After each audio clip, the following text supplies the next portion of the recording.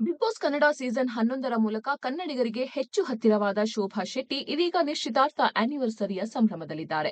Big ಬಾಸ್ಗೆ wild card ಸ್ಪರ್ಧಿಯಾಗಿ entry ಕೊಟ್ಟ ಇವರು 9ನೇ ವಾರ ಮನೆಯಿಂದ ಹೊರಹೋದ್ರು. ಎಲಿಮಿನೇಷನ್ನಿಂದ ಪಾರಾದ್ರೂ ತನ್ನ ಸ್ವ ಇಚ್ಛೆಯ ಮೇಲೆ ಶೋಭಾ ಅವರು ಬಿಗ್ ಬಾಸ್ ತೊರೆದ್ರು. ಅನಾರೋಗ್ಯದ ಕಾರಣ ಇವರು ಅರ್ಧಕ್ಕೆ ಶೋನಿಂದ ಹಿಂದೆ ಸರಿದ್ರು. ಈ ಹಿಂದೆ ತೆಲುಗು ಬಿಗ್ ಬಾಸ್ ಸೀಸನ್ 7ರಲ್ಲೂ ಕೂಡ ಶೋಭಾ ಭಾಗಿಯಾಗಿದ್ರು.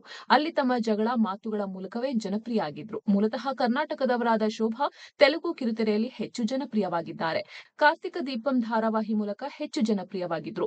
ಇದೇ ಧಾರಾವಾಹಿಯಲ್ಲಿ ಆದಿತ್ಯ ಪಾತ್ರ ಮಾಡಿದ್ದ ಯಶವಂತ್ ರೆಡ್ಡಿಯೊಂದಿಗೆ ಕಳೆದ ವರ್ಷ ಇದೇ ದಿನ ಎಂಗೇಜ್ಮೆಂಟ್ ಕೂಡ ಆಗಿತ್ತು. ಹೌದು, ಯಶವಂತ್ ರೆಡ್ಡಿ ಜೊತೆ ಕಳೆದ ವರ್ಷ ಇದೇ ದಿನ ಎಂಗೇಜ್ಮೆಂಟ್ ಆಗಿದ್ರು. ಇವರ ಎಂಗೇಜ್ಮೆಂಟ್ಗೆ ಏಪ್ರಿಲ್ 25ರಂದು ಮೊದಲ ಆನಿವರ್ಸರಿಯ ಖುಷಿ. ಯಶವಂತ್ ರೆಡ್ಡಿ ಜೊತೆಗೆ ನಿಶ್ಚಿತಾರ್ಥ ಮಾಡಿಕೊಂಡಿರುವ ಹಲವು ಫೋಟೋಗಳನ್ನು ಸೋಷಿಯಲ್ ಮೀಡಿಯಾದಲ್ಲಿ ಹಂಚಿಕೊಂಡಿದ್ದಾರೆ. ಇವರ ಫೋಟೋಗಳಿಗೆ ಅಭಿಮಾನಿಗಳು ಅಭಿನಂದನೆಗಳ ಸುರಿಮಳೆ ಸುರಿದಿದ್ದಾರೆ. ಇನ್ಸ್ಟಾಗ್ರಾಂನಲ್ಲಿ ಪೋಸ್ಟ್ ಒಂದನ್ನ ಶೇರ್ ಮಾಡಿ, ಹೇ ಪಾಪೂಮ, ನಮ್ಮ ಮೊದಲ ವರ್ಷದ ನಿಶ್ಚಿತಾರ್ಥದ ವಾರ್ಷಿಕೋತ್ಸವ. ನಾವು ಭೇಟಿಯಾಗಿ ಸುಮಾರು 5 ವರ್ಷಗಳಾಗಿವೆ. ಅಂತ್ಯವಿಲ್ಲದ ಪ್ರೀತಿ. ಮೊದಲ ವರ್ಷದ ನಿಶ್ಚಿತಾರ್ಥದ ವಾರ್ಷಿಕೋತ್ಸವದ ಶುಭಾಶಯಗಳು ಮೈ ಲವ್ ಅಂತ ಶೋಭಾ ಬರೆದುಕೊಂಡಿದ್ದಾರೆ. ಮುದ್ದಾದ ಜೋಡಿ ಯಶವಂತ್ ರೆಡ್ಡಿ ಜೊತೆಗಿನ ಶೋಭಾ ಫೋಟೋ ನೋಡಿ ಫ್ಯಾನ್ಸ್ ಕೂಡ ಶುಭ ಕೋರಿದ್ದಾರೆ.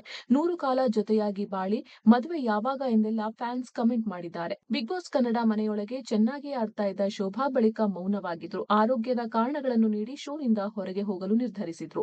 ಚೆನ್ನಾಗಿ ಆಡ್ತಾ ಇದ್ದ ಇವರಿಗೆ ಏನಾಯ್ತು ಅಂತ ಪ್ರೇಕ್ಷಕರು ಅಚ್ಚರಿ ವ್ಯಕ್ತಪಡಿಸಿದ್ರು. ಇನ್ನು ಇದೇ ಬಿಗ್ ಬಾಸ್ ಕಾರ್ಯಕ್ರಮದಲ್ಲಿ ಶೋಭಾ ಶೆಟ್ಟಿ ಅವರು ತನ್ನ ಬಾಯ್ ಫ್ರೆಂಡ್ ಯಶವಂತ್ ರೆಡ್ಡಿ ಬಗ್ಗೆಯೂ ಮಾತನಾಡಿದ್ರು. ಇವರಿಬ್ಬರು ಧಾರಾವಾಹಿ ಜೊತೆಗೆ ಹಲವು ಶಾರ್ಟ್ ಫಿಲ್ಮ್ಗಳಲ್ಲೂ ಕೂಡ ನಟಿಸಿದ್ದಾರೆ. ಸದ್ಯದಲ್ಲೇ ಈ ಜೋಡಿ ಕಡೆಯಿಂದ ಮದುವೆ ಡೇಟ್ ಬಗ್ಗೆ ಅಪ್ಡೇಟ್ ಸಿಗಲಿದೆ.